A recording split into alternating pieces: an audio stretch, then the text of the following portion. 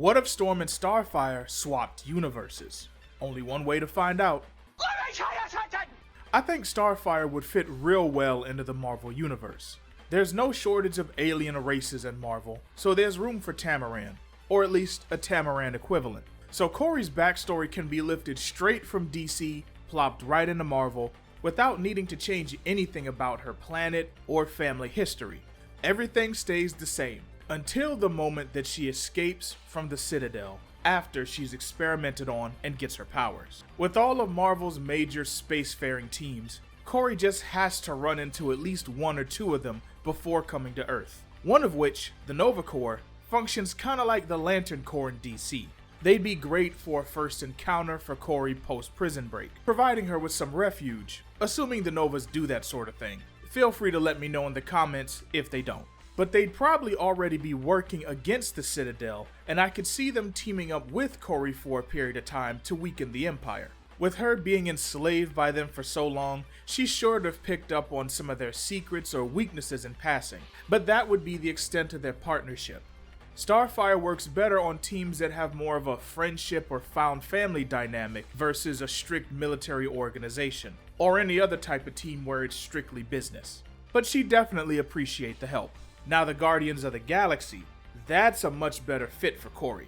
Not only do they have that found family quality that Starfire craves, but they're also a bunch of ragtag adventurers, something that she has experience with. Whether we're talking about Red Hood and the Outlaws in the New 52, her time with Rebels, that was when she teamed up with the likes of Animal Man, Captain Comet, and Adam Strange, to name a few. Speaking of the New 52, before coming to Earth, koriand'r was a full-blown freedom fighter with her own ship and crew. That's where the name Starfire came from in the New 52 if you didn't know. It was the name of her ship. So she'd be a perfect fit for the Guardians, who are no strangers to fighting impossibly large foes. But a life of fighting in space is only gonna suit Starfire for so long. I don't see her choosing to live on a spaceship indefinitely. She'd want to lay down roots. And that's where Star-Lord would tell her about his home planet of Earth. Side note, Starfire is who she'd kiss to learn English in the Marvel Universe. Maybe even starting a ongoing friends with benefits situation. Because of course.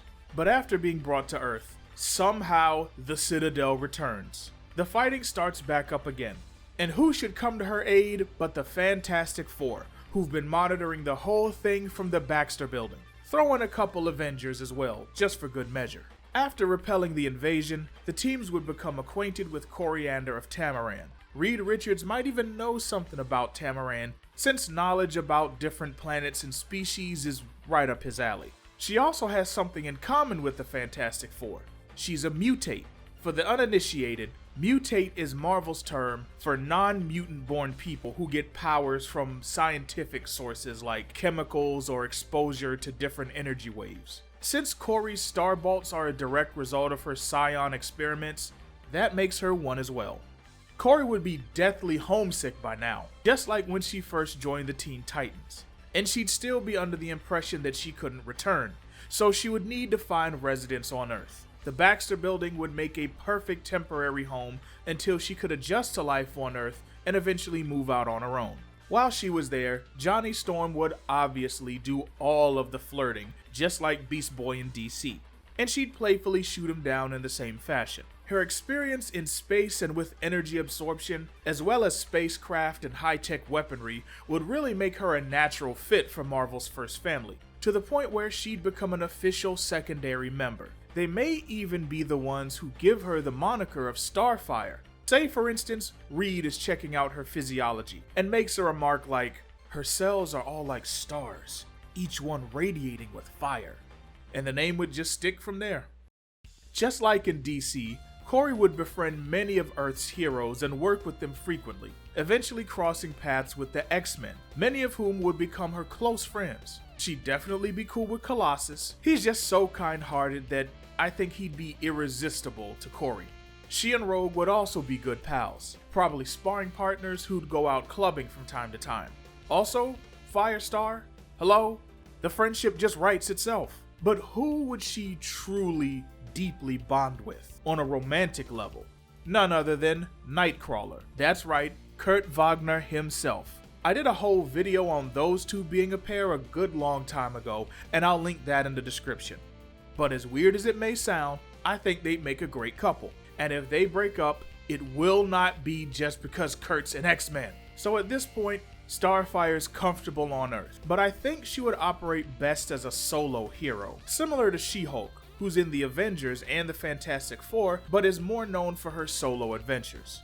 I just can't pass up the chance to flesh out Starfire's strengths as a solo character, now that she's not surgically grafted to the Titans. Her journey would largely mirror that of her DC canon, although she might be even more anti-establishment in Marvel once she get a whiffs of how mutants are treated. I mean, she went apeshit on the South African government in the 80s over apartheid, so you already know she's not gonna just sit by and let mutant oppression fly. But all of this would serve to make Starfire another household name among the pantheon of great Marvel superheroes.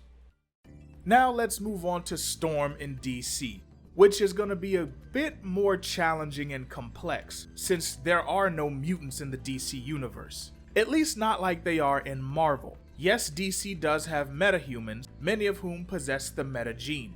But the meta gene only enables people to receive powers under the right conditions. So kinda like combining mutants and mutates into one race? But it's still not the same as mutants in Marvel, who manifest powers regardless of external conditions. So where would Storm get her powers from if not her mutation?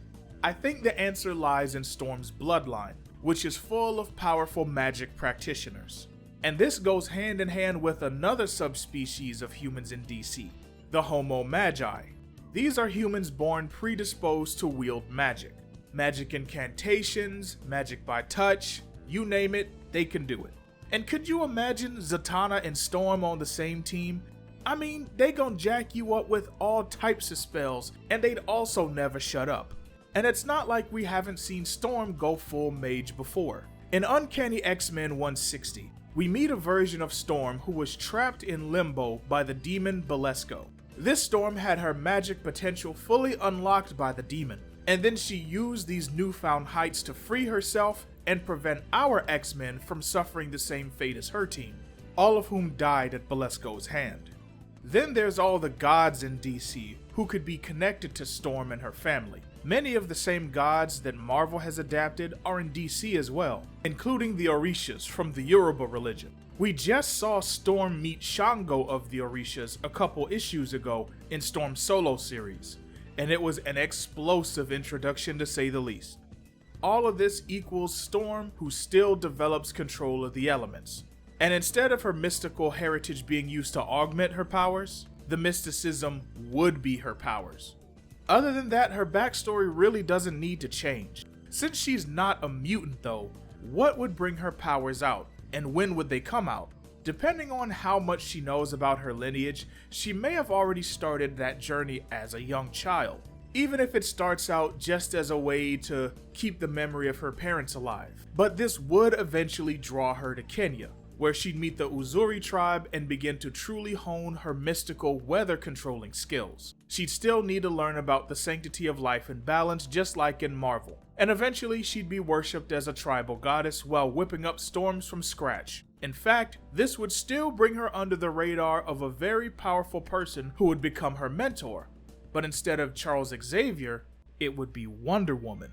Hell, Diana may actually know some of Storm's ancestors like Ashake, since she's thousands of years old. But Diana may not even be the first Amazon who Ororo crosses. There's another branch of Amazons that actually live in Egypt, known as the Amazons of Bana Migdal. They've renounced the gods of Olympus and instead worship goddesses such as Isis, Neith, Ishtar, and Bast. Told you there'd be some familiar divine faces. But the Banas are way too hardcore for Ororo.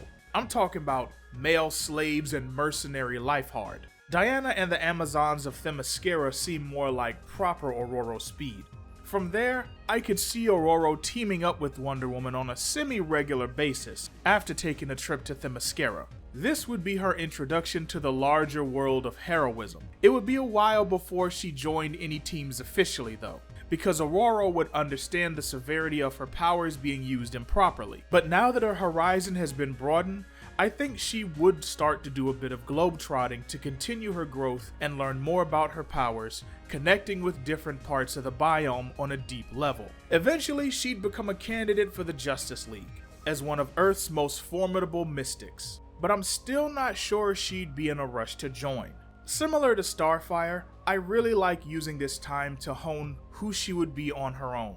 Maybe even more so than Starfire, because Storm is a bit more of a solitary person, connecting with nature, the ancestors. I mean, she crossed the Serengeti on foot at age 12. I don't think that's much of a revelation. And without the need for mutant kinship that the X-Men provides, Ororo would be free to forge her own path in more of a solitary way. Honestly, I think she's more likely to start her own team at some point, made up of other young mystics who are all lost and trying to find their way. And once she really starts communing with these elder gods, I think Storm starting off forming her own team or operating as a solo hero would be a done deal.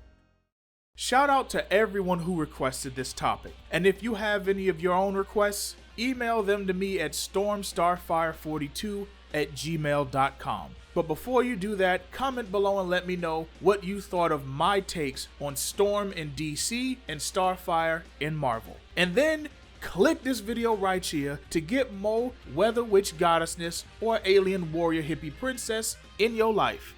Till next time, keep simping.